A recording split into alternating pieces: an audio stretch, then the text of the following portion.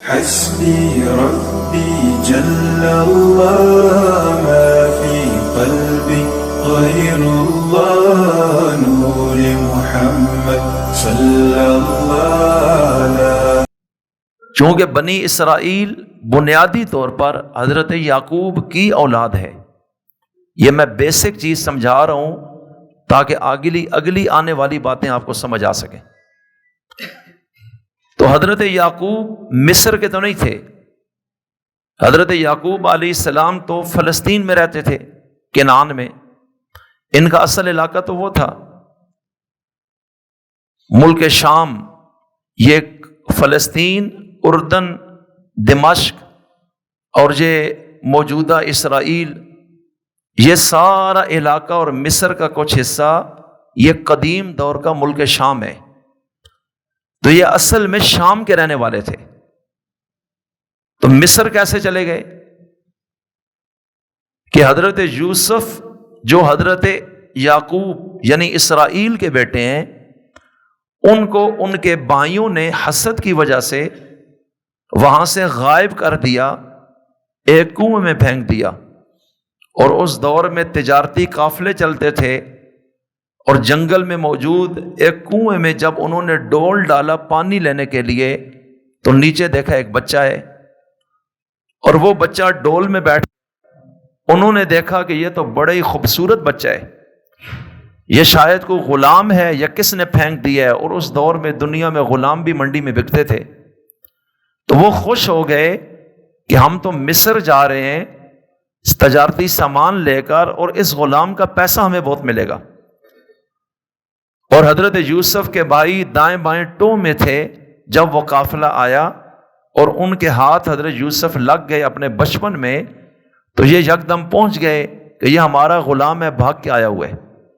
تو تھوڑے بہتے پیسے لے کے سودا کیا، پیسے جیب میں ڈالے، اور یوں حضرت یوسف کو ملک شام سے اللہ تعالیٰ نے ایک تقدیر غالب آئی اٹھا کر مصر میں پہنچا دیا۔ اب یہ اتنا خوبصورت بچہ تھا، آداب اخلاق اتنے کمال کے تھے، کیونکہ ایک نبی کا بیٹا ہے۔ ان کا بولنے کا انداز، اخلاق، آداب، تربیت سب سے مختلف ہے۔ اس میں کسی قسم کی ایسی کوئی عادت اور تربیت میں ظاہراً کوئی ایسا سکم نہیں ہے، اور اس دور میں اس طرح کے لوگ بھی دنیا میں نظر نہیں آتے تھے۔ تو ملک شام سے مصر تک جاتے ہوئے قافلے کے ساتھ رہے، ان سے بات چیت کا موقع ملا، اور وہ ان کے طرز اور عادات کو دیکھتے رہے، ان پر بڑا اثر ہوا۔ باقی قافلے بھی جا رہے تھے، رستہ بڑا تھا، لمبا تھا، اور اس طرح مصر پہنچنے سے پہلے مشہور ہو گیا کہ فلاں ایک قافلہ آ رہا ہے فلسطین سے، اور اس میں ایک ایسا غلام ہے جس کی مثال ہی کوئی نہیں، اور اتنا خوبصورت ہے کہ اتنا حسین شخص کبھی دیکھا نہیں گیا۔ تو اتنی شہرت ہوئی، اتنا آوازہ لگا کہ وقت کا وزیر اعظم بھی منڈی میں پہنچ آیا غلام کو دیکھنے کے لیے۔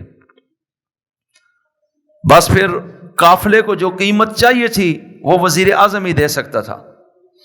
تو اس طرح اللہ تعالیٰ نے حضرت یوسف کو اٹھایا اور وزیر اعظم ہاؤس میں پہنچا دیا۔ اب وزیر اعظم کی جو بیوی ہے اس کا نام زلیخا ہے، اس نے اپنا بیٹا بنا لیا، چونکہ حسن بلا کا تھا۔ پھر ایک وقت آیا، ایک امتحان آیا حضرت یوسف پر، جس میں یہ پاس ہو گئے، لیکن عورت کے خاص مکر کی وجہ سے ان کو جیل میں جانا پڑ گیا۔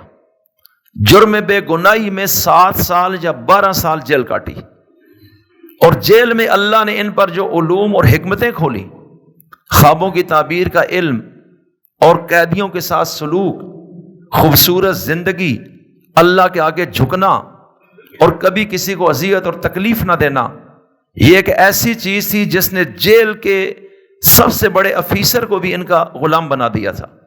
بس یہ قیدی تھے، لیکن حقیقت میں جیل کا نظام انہی کے ہاتھ میں تھا۔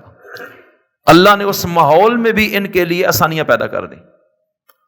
اور پھر ایک لمبا واقعہ ہے کہ آخر کار حضرت یوسف کو اللہ نے نکالا، اور یہ ایک وقت آیا ملک کے وزیر خوراک بنے یا وزیر خزانہ، وزیر خزانہ کی سیٹ پہ بیٹھے، خوراک کا نظام بھی ان کے انڈر تھا، اور پھر جب وہ بادشاہ مرا، بادشاہ ان پر ایمان لے آیا، ان پر وحی آنے لگی، تو بادشاہ جو تھا، ایک وزیر اعظم اور ایک بادشاہ ہے، مصر کا بادشاہ ان پر ایمان لے آیا، تو اس کی وفات کے بعد حضرت یوسف کو بغیر کسی مقابلے کے مصر کا بادشاہ بنا دیا گیا۔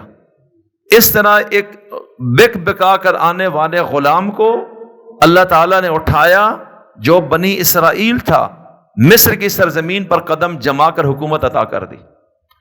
تو یوں بنی اسرائیل تاریخ میں پہلی مرتبہ حضرت یوسف کی شکل میں مصر کی سرزمین پر پہنچے۔ مصر ان کا اپنا علاقہ نہیں ہے، اور حضرت یوسف علیہ السلام کو پھر اللہ نے والدین سے اور بھائیوں سے ملایا، اور انہوں نے ان کو یہ فرمایا کہ آپ وہاں سے آ جائیں، میں تو مصر چھوڑ نہیں سکتا کہ یہاں سارا نظام میرے ہاتھ میں ہے، لہٰذا مصر آ جائیں۔ اب یوں پورا بنی اسرائیل کا خاندان فلسطین چھوڑ کر مصر میں پہنچایا۔